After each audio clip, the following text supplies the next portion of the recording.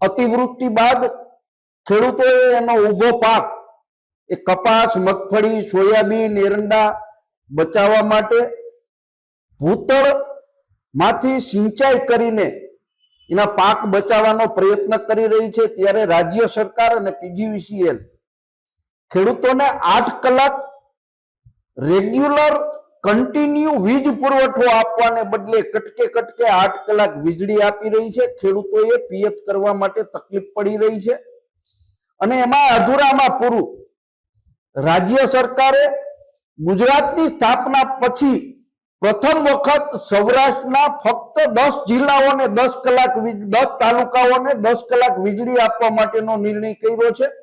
બાકીના તાલુકાઓને લોધારા છોડી સરકારે ખેડૂતો વચ્ચે ભેદભાવ ઉભો કરવાનો પ્રયત્ન કર્યો છે। શરમજનક બાબત છે। રાજકોટ જિલ્લામાં એક પણ તાલુકાની અંદર ખેડૂતોને 10 કલાક વીજળી આપવાની સરકારે જાહેરાત નથી કરી। ત્યારે મારે ભારતીય જનતા પાર્ટીના ચૂંટાયેલા ધારાસભ્યો, સંસદ સભ્યોને કહેવું છે કે આપ ખેડૂતોના મતેથી ચૂંટાઈને વિધાનસભાની અંદર, લોકસભાની અંદર બેઠા છો, ત્યારે રાજકોટ જિલ્લાના ખેડૂતોને 10 કલાક વીજળીની જરૂરિયાત હોય, આપ રાજ્ય સરકારમાં રજૂઆતો પણ નથી કરતા। એ શરમજનક બાબત છે। લોકોના, ખેડૂતોના પ્રશ્ને ચૂંટાયેલા પ્રતિનિધિઓએ બોલવું જોઈએ, આવો બહુ મારો સ્પષ્ટ મત છે।